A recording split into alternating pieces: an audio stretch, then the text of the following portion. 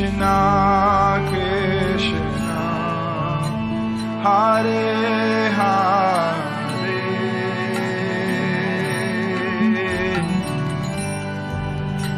Hare Rama, Hare Rama,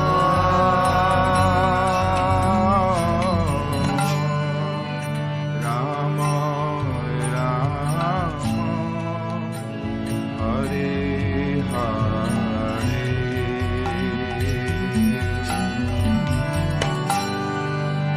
Hare Krishna, Hare Krishna,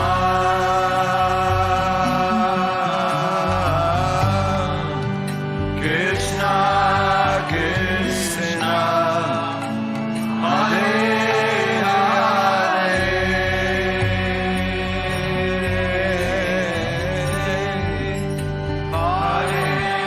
Rama, Hare Rama,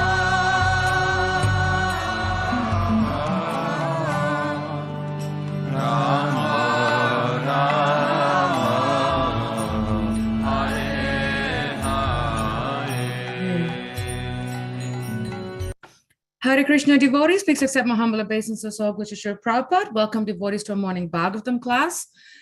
This morning we will be discussing from Srimad Bhagavatam, Canto 1, Chapter 10, verse 6, and the chapter is entitled The Departure of Lord Krishna to Dwarka, and we are very happy to have His Grace Haryasva Prabhu from ISKCON Philadelphia. He's first time speaking on our forum, and we are so fortunate and so blessed. Just to give a little bit that I know of Haryasva Prabhu, he's a very senior disciple of His Grace, His Holiness Satsrupa Das Goswami Maharaj.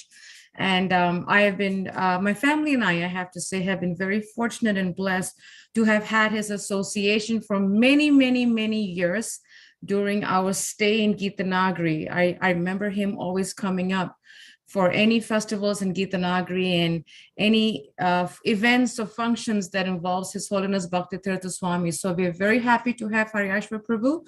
Thank you so much, Prabhu, and it's all yours, Prabhu. You can rock with it. Thank you, Mother. Obeisances to everyone. It's my first time. Do I chant Radha Madhava? Yes, Prabhu. I just chanted straight, right?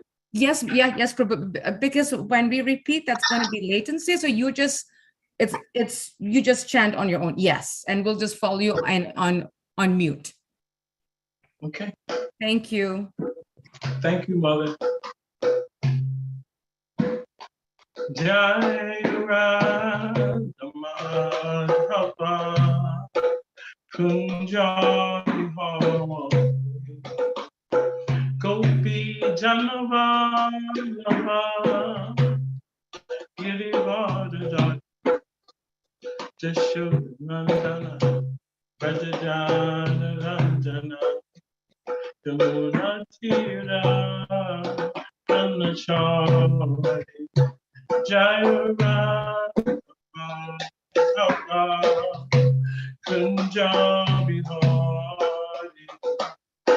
Gopi Janavallabha Girivardhari Jashodhanandana Brajajana Ranjana Yamunatira Anachari Jaya Radha Madhava Kunja Vihari Gopi Janavallabha Girivardhari Jashodhanandana Brajajana Ranjana Yamunatira Anachari Hare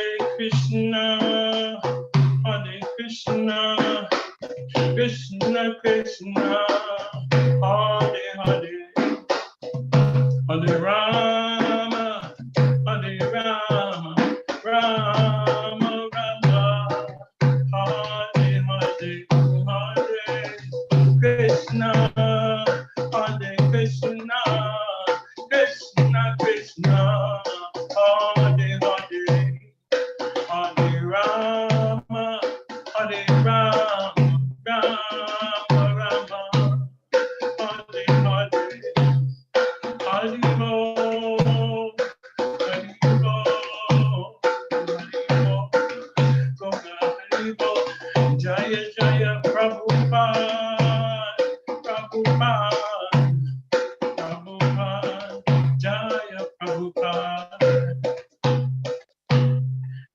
Om Vishnu Pad, Paramahansa, Chakuchata, Astota, Sri Srimad is fine loving grace.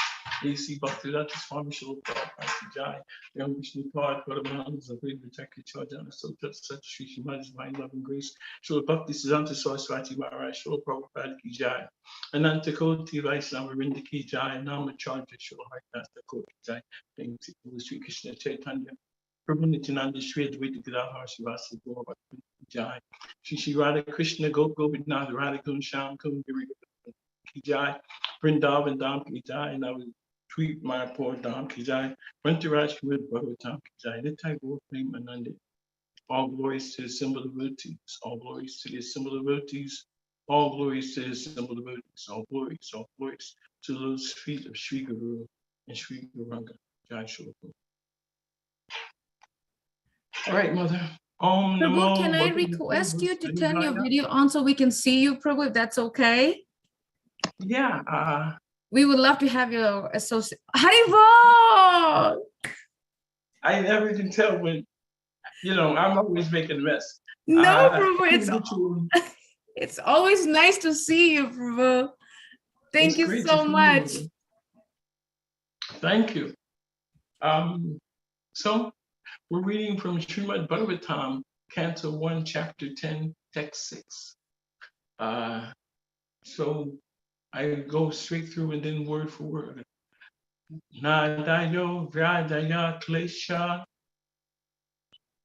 Daiva Bhutatma Haitava Ajatas Satra Bhavavan Tantunam Rajni Kohichit Nadayo Vradaya Klesha Daiva Bhutatma Haitava Ajata Shatra Bhavavan Tantunam Rajni Kohichit Nadayo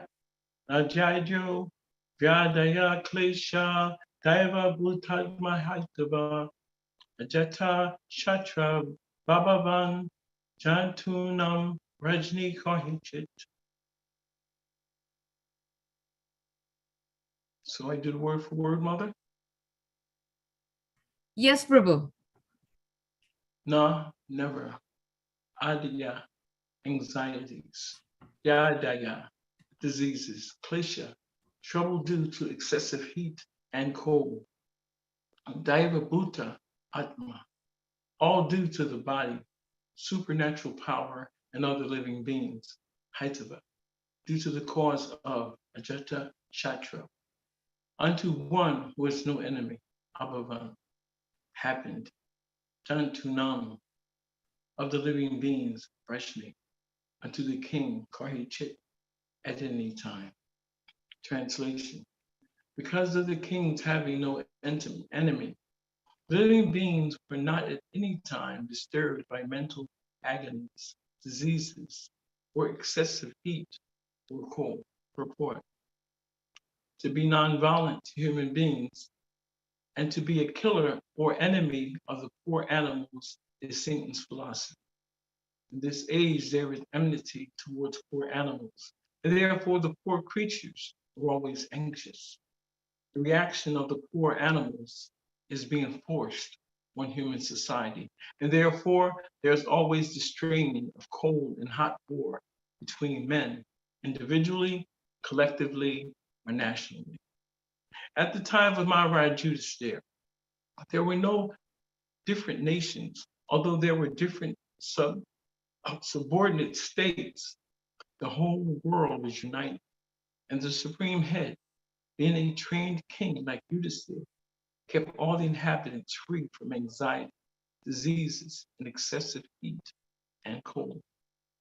They were not only economically well-to-do, but also physically fit and undisturbed by supernatural power, by enmity from other living beings, or by disturbance of bodily and mental agonies. There is a proverb in Bengali that a bad king spoils the kingdom, and a bad housewife spoils the family. This truth is applicable here also. Because the king was pious and obedient to the Lord and sages, because he was no one's enemy, and because he was a recognized agent of the Lord, and therefore protected by him. All the citizens under the king's protection were, so to speak, directly protected by the Lord and his authorized agents.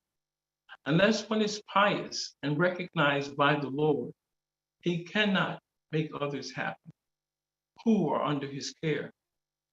There is full cooperation between man and God and man and nature. And this conscious cooperation between man and God and man and nature, as exemplified by King Eustace, can bring about happiness, peace, and prosperity in the world. The attitude of exploiting one another, the custom of the day, will only bring misery. My own Vishnu Padaya Krishna Krishna Shrimati Sachi Das Goswami Namani Sachi Prabhupada Venitam Solution of the Vantara Shikshitam. My own Vishnu Padaya Krishna Krishna Shrimati Bhakti Vedanta Swami Namaste Sajaki Devi Guruvani Charni Nirvishesha Shinivani Paschat. Because the kings having no enemy, living beings were not at any time disturbed by mental agonies, diseases, or excessive heat or cold. So thank you so very much. It's nice to be here. As you said, it's my first time here. So, it's nice to come in the first canto of Srimad Bhagavatam. And I looked at the Bhagavatam, and some of the verses before here, Srila Prabhupada was just, sometimes Srila Prabhupada becomes so elaborate in his purpose, so descriptive. And so I think you've been having fun. So it's somewhat exciting to hear the situation with Maharaj Yudhisthira and his kingdom. It just sounds so wonderful that there can be an environment which is so rich in abundance. Everything, the rain, which is producing the grains and the fruits and flowers, and let's just speak of no mental anxieties. And the weather is just right, not too hot, not too cold. And an environment very conducive, for peace and happiness. Happiness and peace are two components I speak about a lot, and I think we'll return to them. But this is what happens when there's a saintly king. We even know in Bhagavad Gita, early in the Bhagavad Gita, the 4th chapter, when Krishna was explaining to Arjuna that this knowledge, of the Gita was given to the heads of all, to the royal order, to the heads of all planets, kings of all states. And this knowledge was given with a specific purpose to protect the citizens from the onslaught of bondage to lust. So that is very wonderful. And when I hear of King Yudhisthira, Maharaj Yudhisthira being so happy here, I mean, we look back earlier and Maharaj Yudhisthira was in such anxiety because after the Battle of Kurukshetra, he felt personally responsible for taking the lives of so many people and having so many people give up their lives. So many for his sake, and on the other side opposing him. So he couldn't, push this grief aside. But I remember during the battle, Grandfather Bhishma was fighting so fierce, and we didn't know what was going to happen. And in that evening, Maharaj Yudhisthira went to see Grandfather Bhishma. And Grandfather Bhishma says, come, you're welcome here. And he couldn't get it out. He says, what is it that you have to say to me? What do you want? And He said, and if you want to know how you can bring about my demise, it's not possible. You know, it won't be possible. But it's so good that you've come here because you've saved so many lives. Are you coming here? I can explain to you that, the only way that I'll be able to be defeated is that I'm ready. And so I'll tell you. So if you push the Kandi in front of Arjuna, when we're fighting tomorrow, you put him in front of Arjuna. And every time you do that, I won't fight. I won't fight with one who's been a woman or who is a woman. He said, so it'll be Arjuna's arrows that are feeling me. And at some point, I'll just give up. So that happened, as we all know. And Grandfather Bhishma laid there on that bed of arrows. And Krishna is so expert that he chose that as the time for Maharaj Yudhisthira to be enlightened and enlightened, as to what should be done in his new duties. So he was able to hear from Grandfather Bhishma there. And so there was such an affection, a loving affection in the relationship. So Maharaj Yudhisthira has always been taken care of by Grandfather Bhishma and Krishna. And so now you hear that is all past, and he's in the kingdom, and he's taking care of the citizens, and they're happy. But Srila Prabhupada opens here, and he speaks about the fact that the killing of the poor animals. He says to be nonviolent to human beings and to be a killer or enemy of poor animals is Satan's philosophy. And we see in our society today that people are so quick to say, okay, don't have abortions, which is good. Don't kill the baby. But they forget about our little brothers, little brothers and sisters, the animals, The human form of life is so rare. And not just being rare, it comes with responsibilities, And Srila Prabhupada said earlier that we are the big brothers. And so the animals, are our little brothers. And we are to protect them. What to speak of the cat, And so this animal slaughter, Prabhupada also says, due to that reaction of the poor animals is being forced on human society. Therefore, there's always a strain of cold and hot waters between. So many things happen in the material world. They used to have a thing in politics called the spin room, when they take a concept and they just spin it whatever direction they want it to go. But you don't need a spin room because the material world, we're always spinning, We're spinning like anything by the influences of material nature. Although we appear to be individuals, somewhat independent, free to find our way, to find happiness, but actually we're being spun all the time. There's such a fight over us. It's usually the two modes of material nature, passion and ignorance. Goodness gets in there every now and then, but passion and ignorance in this age is so rampant that you see that we're so busy and we're so diverted. We're so diverted by, as Srila Prabhupada says, sports, cinemas, gambling, drinking, bickering, pilfering, zaps the very vitality of human existence. So why? Because this is the effect, of killing these animals, of doing this. The sinful reaction has to go there somewhere. So we take that reaction. The kleshas, those three kleshas, adhyatmika, daivika, and adibodhika, the miseries which come from our own body and mind, miseries which come from natural catastrophes, so many droughts, so many hurricanes. What to speak of COVID? I'm not even going to go there right now, and miseries which come from other living entities. When you look at our society today, we're complaining The gas is high. The food is high. Such, unsettled, not happy. What about those people that are being killed, that are being wiped out, completely wiped out? Their problems are there too.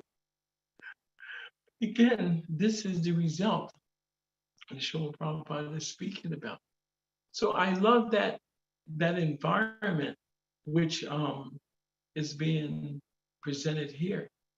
No enemies, no enmity, not too hot, not too cold. An abundance. The vegetation born in abundance. The jewels in the oceans. Everything is so favorable. And this is the nature of what happens when there's a balance in nature.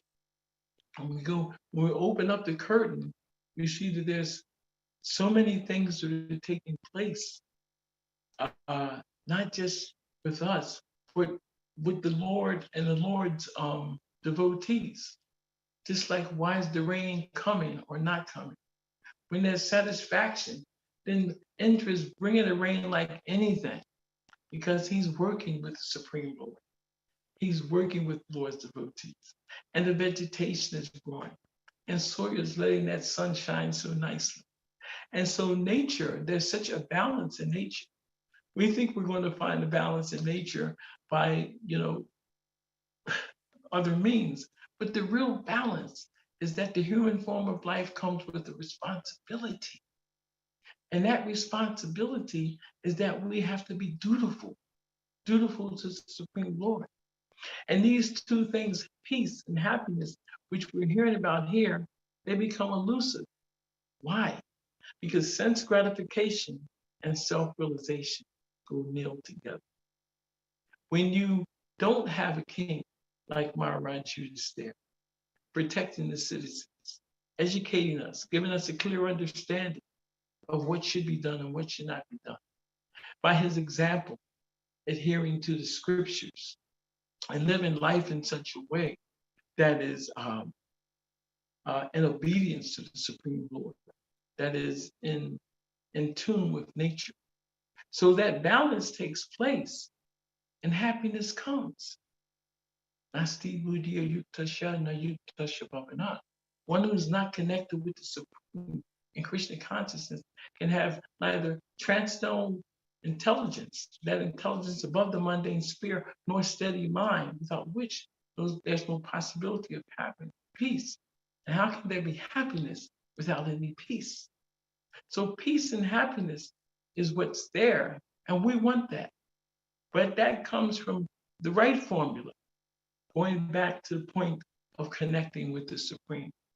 And what is that real peace formula? As you know, Bhakti Brahmaneshna Tapasam, Sarvaloka Mahesva, Suridam Saputana, Yadgatam Shantam Richa. To know that Krishna is the supreme proprietor, the supreme enjoyer, the benefactor and well-wisher of the truthful devotees. So the connection has to go back to Krishna. Everything has to relate to Krishna. And Srila Prabhupada, often he explains, when he's explaining in these purports, he starts speaking about this Krishna consciousness movement. And this Krishna consciousness movement, Srila Prabhupada expresses with such pride, because this Krishna consciousness movement is the real, this is the real benediction for mankind. Krishna consciousness movement. Yes, we know Kalaya Doshana De Rajan, Astika Mahaguna. We know that this is a bad age and it's full of fault, but there's one good thing, that if we chant the Hare Krishna Maha Mantra, we can attain liberation. We understand that the mantras come, that Lord Chaitanya is his mission, of bringing giving the holy name, that's there. But the Krishna consciousness movement has the complete package. It is a process. Just like there's a process that brings us to the point of degradation, there's a process that brings us to the point of happiness. and peace and well-being. And that process is the process of Krishna consciousness. And when I think about us, devotees, somewhat on the inside, it is so important that we become a part of Lord Chaitanya's program, his mission of giving Krishna consciousness. But when you have something so good, so wonderful, the first person that's supposed to get this is you and I. We are the first recipients of Krishna's mercy. This isn't selfishness in the wrong way. Self-realization is real self-interest. So when there's something so wonderful as Krishna consciousness, the process of Shravanam, Kirtanam, Vishnu, which produces is Vishnu Smaranam, and what to speak of Padasevanam, Archanam, Vandanam. We're praying like anything. We want to worship the Supreme Lord. We want to offer him foodstuffs. This is the process. So by us adhering to this process, then those kleshas that I was speaking about, they're there, but they begin to subside. We become inoculated. It's as if we're getting a shot in the arm, a vaccine, we become inoculated. And there's some residual discomfort, but that's just like tapasya. That's just the austerity we take. We're here. And once we become awake to Krishna consciousness, then the process is so wonderful that we start to take it and we realize, well, this is going to take more than I have to get. That's okay. But then Srila Prabhupada's got it so that we have the association of devotees. Rupa Goswami's formula, Adal Shraddha, Sadhu Sangha, Bhajana Kriya. Then work on that heart, Anartha Nirvriti, and they'll take you up to Krishna Prema. So by associating with devotees, when we look at our society, we realize that we've come here and we are patients. We have a diseased mentality. Now, I may be able to point out a whole bunch of people and tell you their faults. That's not going to really help. That just means I've been a little observant. maybe I've been a little negative. Maybe the faults are there. But how expert am I at looking at the faults within myself? How many can I find? Am I able to make that list? Can I look that list in the face? Now I have some work cut out for me. Not only am I hearing and chanting, but I am aware of my shortcomings. That sounds like a introduction to humility to me, I'm aware of my shortcomings. Therefore, when I see the faults of the others in our society, okay, it's not such a big deal. Not such a big deal. Because I'm aware of what's going on in this body. Kshetriya. I'm aware of this field of activity. And we're just first dealing with the gross aspect of us. What to speak of the finer, the mind, the contaminated mind, that lusty intelligence. And they're all masking the real problem, ahankar, my false conception of self. Oh, I'm a man, I'm a black man, I'm an American, I'm doing things. I'm not the doer. So the Krishna consciousness movement, again, it gives us an environment. First, it educates us in the science of the self. In Bhakti Yoga, there's Bhagavad Gita for our foundation. Then there's Nityam Bhagavata Sevi.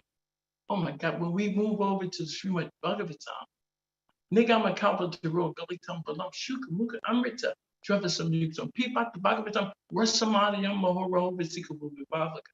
All the expert, the learned men and women, they're relishing Srimad Bhagavatam. And I always say, it's Dravasam Yuktam.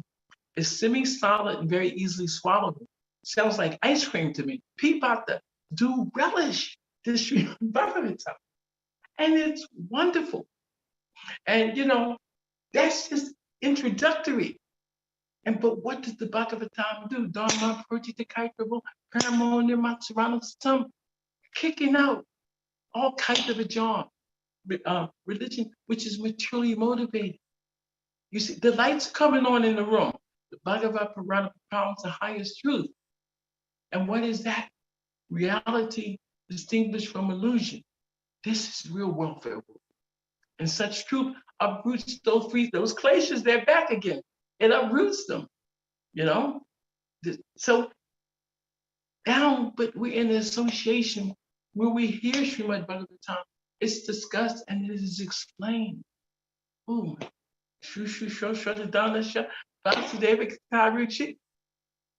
by serving those the feet of the Mahatmas, the great souls, a great service is done. And what's going to happen?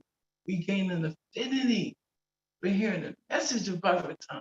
I gotta stop. I'm drinking too much nectar. But this is what happens with the Krishna consciousness movement. You have to understand. I was a young boy from South Philadelphia, and now I'm an old man, still downtown Philadelphia. And the environment is toxic. We're in, Kali Yuga is always moving forward.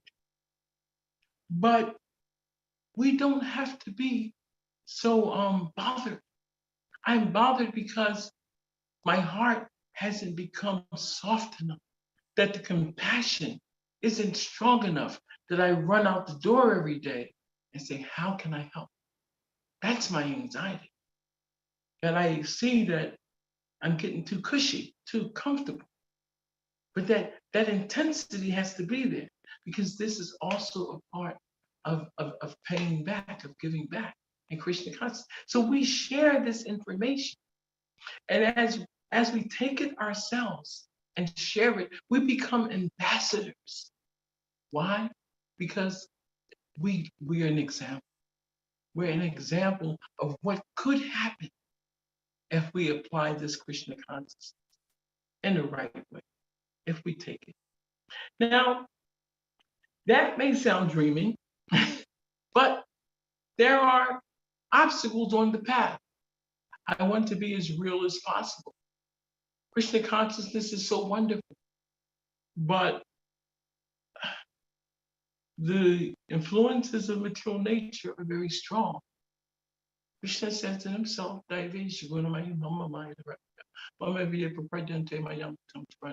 he called divine, it's his energy. Consists in those three modes. But it's very difficult. So sometimes when there's obstacles on the path, we look at the obstacle that, this is happening. Sometimes you were just given two new weights to pick up. They're heavier than what you expected or what you had before. But it's to make you stronger. The old cliche, what doesn't kill you makes you better, So it's to make you stronger. So when we look at the obstacle, and if we don't pass it, we see it for what it is. Say, Krishna, please allow me to pass that the next time. And Krishna's a person.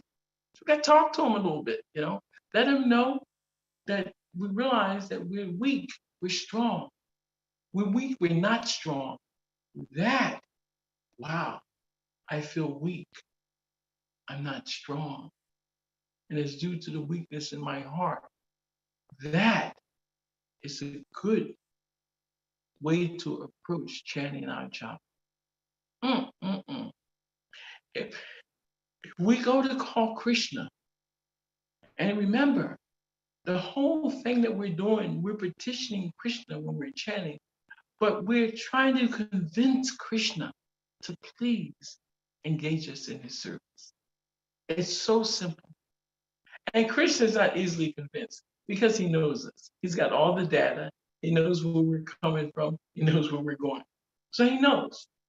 But if we continuously try to convince him to use us, then every now and then the door is open and the opportunity is there.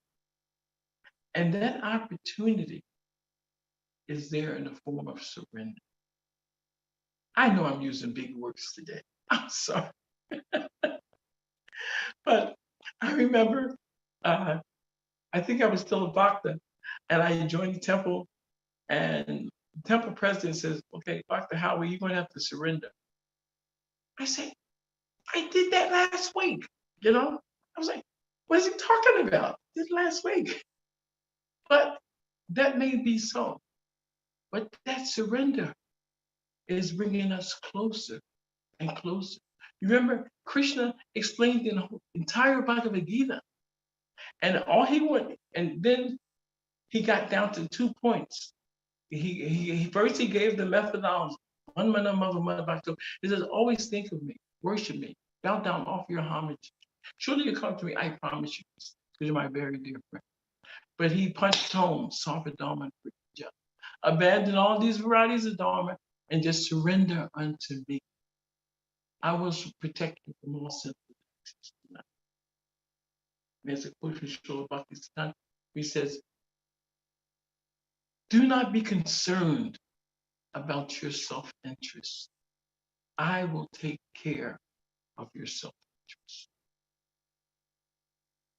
It's not that the false ego is something that we find that is there and it shows up and then it goes away. No. It's there. The conditioning is there. The opportunity to do better is there. But doing better means that ultimately we have to adhere to the Draupadi factor. You know, I love that Draupadi factor. You know, Draupadi, she's the queen. I mean, you can imagine, she got the Pandavas as her husband, and she's gorgeous. And here, her husbands have gotten into a gambling match and lost everything. They don't even have shirts on. They lost a shirt. You've heard that before. But they even lost her. So now they're dragging Draupadi out. Dushishan goes and drags Draupadi out to the assembly. And he's pulling on her, you know, and she's an eloquent, you know, an elegant woman. And he's pulling her around and her hair done fell down. You know, the buns up, the hair done fell down. And she's really becoming disturbed. And there's Duryodhana in the audience lifting his dirt, showing his thigh. This is really bad stuff, you know? What to speak? Now Dushishan is pulling on her sword. And the Draupadi factor, being a gracious woman, she's holding on. She's holding on. Krishna, holding on. But at a certain point, Draupadi says, Krishna, hands in the air like she just don't care. Krishna, full surrender. Nothing left. And he's pulling on that sari, and the sari is just extending and extending and extending. That's what happens when we surrender. Krishna's grace becomes endless. It extends. The obstacles that we were dealing with, they disappear. The doubts, the philosophical doubts, the weakness of heart, all these things, they begin to disappear because the process is so wonderful. Now, it would be nice if I could tell you that I'm there. My God, I'm always struggling with this surrender thing, you know? But I want to surrender. At least I want to surrender. So sometimes I can, and sometimes I'm holding back. Krishna only wants what I'm holding back. Whatever I've gotten back of me, he wants it. So this is the process. This age is a bad age, full of faults. The environment is toxic. The negative that Prabhupada said, the hot and cold wars that is a result of the sinful reaction we're taking for for killing the animals and not giving protection. It's here. We are fully aware of it. The happiness and peace and abundance that we're looking for, it seems to be elusive. But once we become surrendered souls, even gradually, we begin to experience, by dint of our own experience, we know that Krishna consciousness is manifest. But to speak of the fact of going home, going back to Godhead, where every word is a song, every step is a dance. That, Krishna comes to get us. He's even let this whole material world be manifest so we can come here and do our thing, be somewhat independent, but ultimately he wants us to come and get the mercy where we decide, I want you, Krishna. I want to be back with you. And this is the process. And within our very own experience, we don't have to wait for the big one. With our own experience, we become peaceful. We become happy. But we have to adhere to the process. So oftentimes, I used to speak so much about the outside. But right now, I think about us. I think about Krishna's devotees. I think about the environment, which is not so favorable. And that sometimes, due to weakness of heart, we want to be liked. We want to be loved, kind of by the wrong people. But let them like us and love us because they found out how much we care for them. That we found something wonderful. We found Krishna, and we're simply trying to give it in an easily understandable way. However we can give it, we have to give it. But the importance is that the devotees find happiness and peace. This is the process of Krishna consciousness. And the atmosphere that is here with Maharaj Judas there, it'll be there with us every day. When you reflect on how it is on your good days at the temples, it's wonderful. Time goes by. What do you need? You don't have to go out and work. What do you need? I haven't worked, since 19. And I have more to hold on to now than I did then, because Krishna takes care. Do not be concerned about your self-interest. I will take care of your self-interest. It's not just a nice phrase or poem. It is a promise. This is what happens to Krishna's devotees. So I think it's nice. I could focus on trying to give you a Vaikuntha type environment, but when you don't have a saintly king, you get what we have. But we have Srimad Bhagavatam, Bhagavad Gita.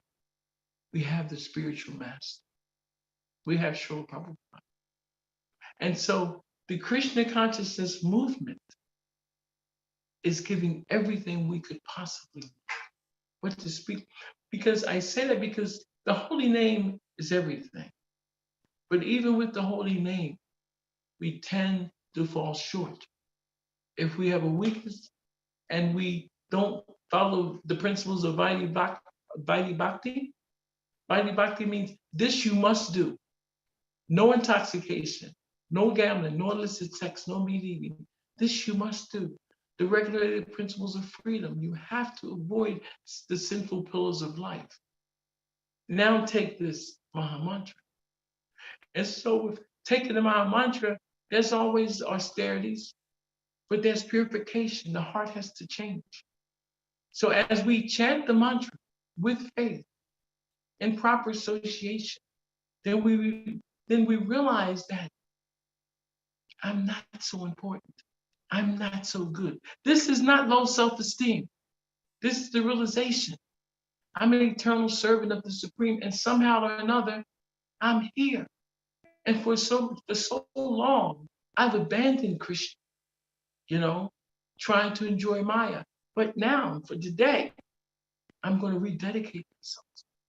Please, please help me. So simple, so simplistic. Krishna consciousness. So, I don't know how long, but maybe I stop and you get on my case for whatever. Thank you so much, Haryasva Prabhu. It's been so nice to hear your class. I feel like it's been ages that I haven't heard your classes, and it's so inspiring. Definitely, very thought-provoking. Really, thank you. You made amazing points. And we have about 15 minutes to ask questions. And I'm going to ask devotees if they have any questions, any comments, reflections, takeaways, please. You can either jump right in or you can raise your hand and I will call upon you. As they're thinking, Prabhu, I have a question, and you address this in the early part of your class about compassion. And sometimes I get asked this question, but as devotees, sometimes I feel like we draw the segregation between, okay, for devotees, I have to be extra compassionate, and those who are lost in the world of Maya, I don't know how compassionate I should be. Like we draw this boundary line. So how can we be compassionate equally, Prabhu? Well, it's proportionate. The word is proportionate. As our heart changes, then we proportionately, the compassion is a high quality. So the compassion comes from within us, and those great souls, you can see they're so compassionate. Lord Nrsingadev went to take Prahlad Maharaj back, want to give him benediction. And here's his response: my dear Lord Nrsingadev, I see there are many saintly persons indeed. They go to the Himalayas, to the forest. They take vows of silence, Mona Vrata. They're not interested in liberating others. As for me, however, I do not wish to be liberated alone, leaving behind all these poor fools and rascals. I know without Krishna consciousness, without taking shelter of the Lotus feet, one cannot become happy. Therefore, I wish to stay here. Bring them back to the shelter of your Lotus feet. Why imitate it? We can't imitate. But as we adhere to the process, we need to become empowered. Arjuna was empowered. Instead of doing everything ourselves, we want to become a utensil, a knife, a fork, a spoon in the hand of Krishna. Not a blade of grass moves out the sanction. So if once we become used, exploited by Krishna, then our path is bright. So to the extent that we take this process, we take it, then we'll feel satisfied. When you feel good about something, you gotta shout it, gotta give it away, gotta tell it. So there's the compassion. You're giving it. You could do it routinely because your environment is so fixed up. Like we were young book distributors, make everybody so fired up.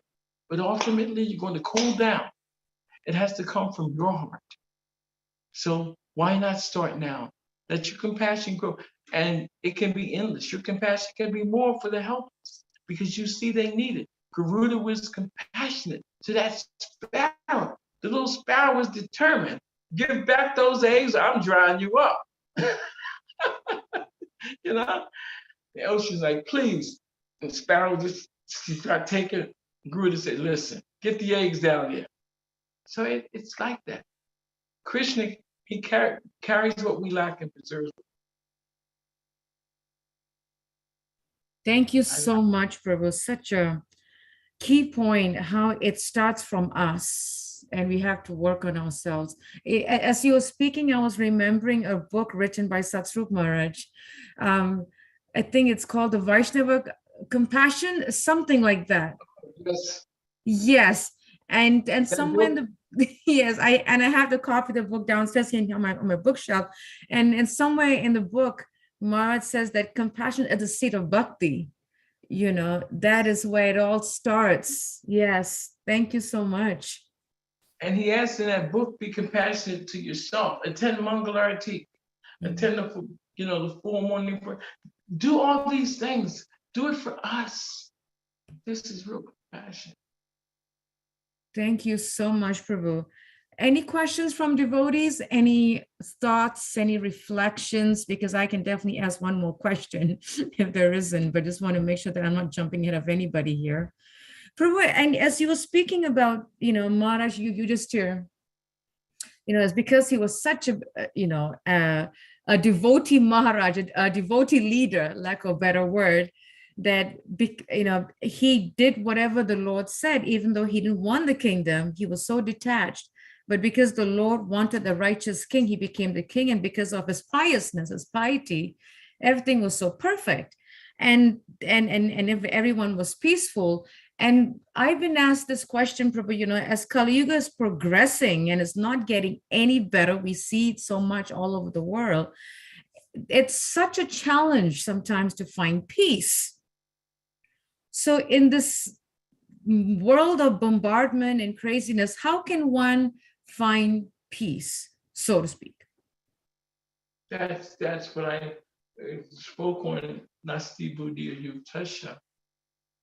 You have to be connected with the Supreme. Our connection with Krishna brings peace. He says, for one who's not connected and have neither transcendental intelligence, got to realize those modes of material nature, these are the things that we really want.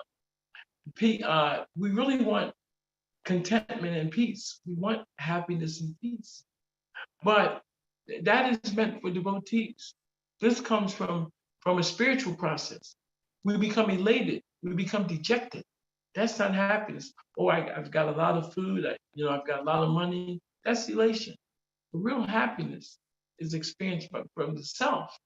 And that happiness is experienced from the self is in connection with the Supreme Self. We are here to please Krishna's senses. Sense gratification, we're so trained up at any moment we feel as though our senses should be gratified. And give me some salt on that subject. But ultimately, we're here to please the senses of the Supreme. And we become happy. We become peaceful. Why? Because the disturbance isn't out there. The disturbance is within. This is the real field of activity. So much is in the concoction, in the mind, in the fear in the mind, the disappointment in the mind. The intelligence that is always this, trying to scheme and plan. I want this, I need that. But this dissatisfaction is within. So when we find satisfaction within, the things externally won't be so difficult. The material world, Kali Yuga will go on, but we'll move through it differently.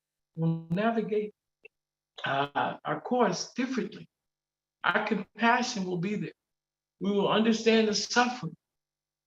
And it'll be hard to see the suffering, but we won't be focused on ourselves. And that's pretty much the problem right now. Everyone's so focused on their own self-aggrandizement. No. And as I said, it's a part of the package. You took birth, since you take birth, they say, oh, you're so cute. Everybody's just into you and into the body. And so later you realize you have senses and you can relate to your body, and now you can see the objects, the opposite sex, and oh my God. And so many things are happening.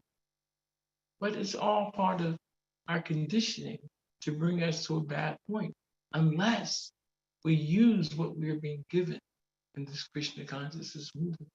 This is, I call it like lictive or active bhakti, Krishna consciousness is so alive. It's so right.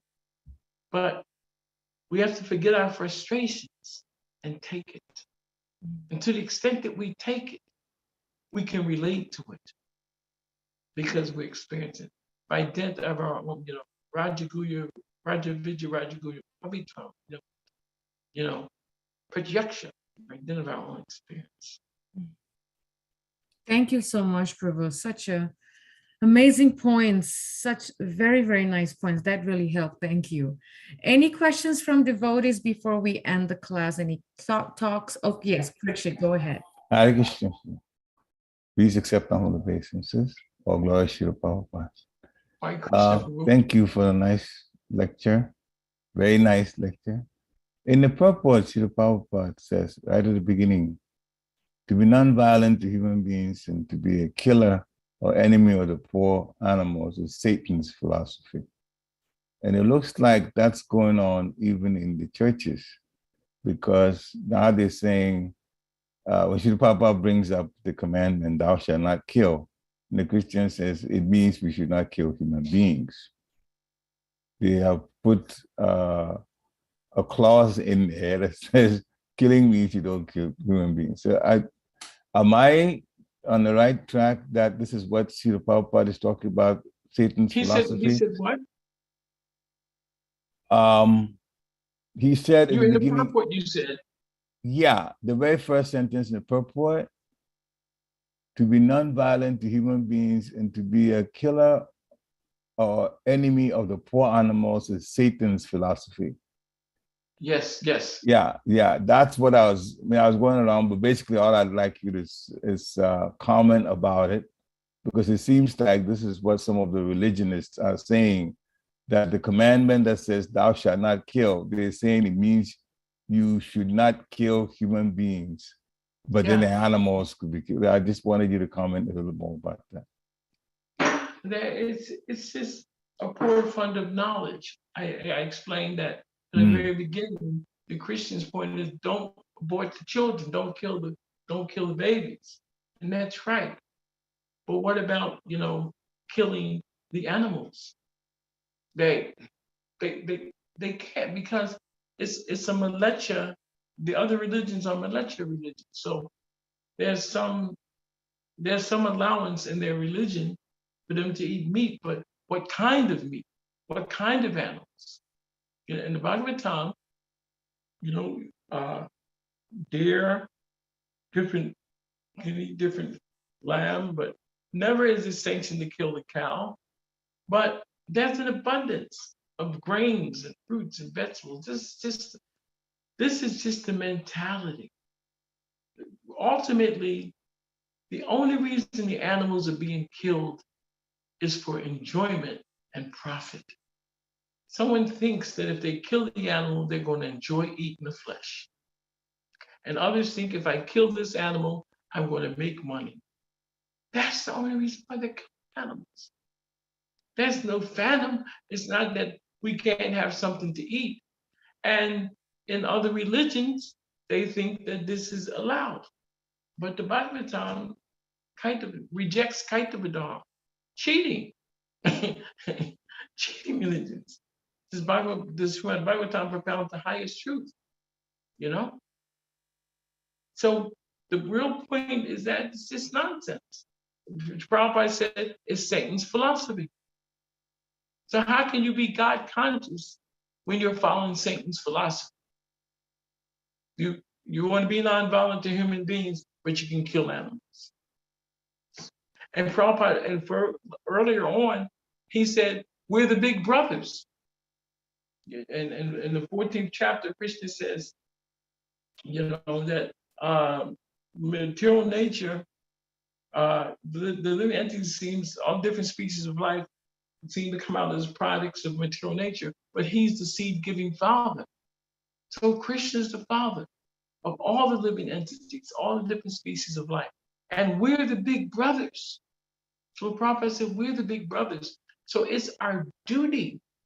I mean, the animal activists could have a great time on this, It's our duty to protect the animals. But most people think they don't have a soul. They are the animal soul is us. That's who we are. They're not different from us. They just have a more compromised body. Our body, we get a reaction for our simple activities. Their bodies, they're allowed to engage the way they do. They just have to go to the next species of life. But in our body, we're supposed to protect them. The human form of life comes with responsibility. And that's why the balance between nature and animals, Srila Prabhupada said several times in the purport, that balance has to exist in the right society. He says, there is full cooperation between man and God and man and nature. This conscious cooperation between man and God and man and nature is exemplified by King Yudhisthira and can bring about happiness and peace. So because we're not protecting the animals, we are experiencing the reactions of that bad exploitation. So the sinful reactions, and Srila Prabhupada said, it manifests as cold and hot wars, within human society. I hope that helps. Thank you very much. Thank you very much. Yeah, that's all I wanted to expand on it some more. So, and I know Krishna would guide, Guru and Krishna would guide you to do just that. So thank you very much. Hare Krishna. Thank you. But you know that yourself. Krishna's mercy, it's always, some things we read from scriptures, but depending on the speaker, it's always presented a certain way. We always say that about Chandamali Swami. Some things we know, but how he says it and how you yourself projected the same thing was very, very, very, very nice. It gets to the heart more. Hare Krishna. I agree with Parikshit about that. It was so nicely explained that for me it really, it's made so simple. Just as you were saying, Prabhu, that how Srila Prabhupada is so descriptive yet so simple, and you just made it so simple for us how you answered. So thank you so much. Thank you, Mother. Thanks for having me, allowing me to come. I usually read Bhagavatam in the morning with Satrup Maharaj, but I thought it's not too much to come. Thank you so very much. Thank you so much, Prabhu, and thank you to all the devotees for joining us. Vanchakapatibhyascha, Kripasindovevacha, Patitanam Pavanebhyo, Vaishnavebhyo Namo Namaha, Srila Prabhupada Ki Jai. Thank you, Haryasva Prabhu. Have a wonderful day. Hare Krishna. Voice problem. Jai Shri Prabhupada. Hare Krishna. Hare Krishna.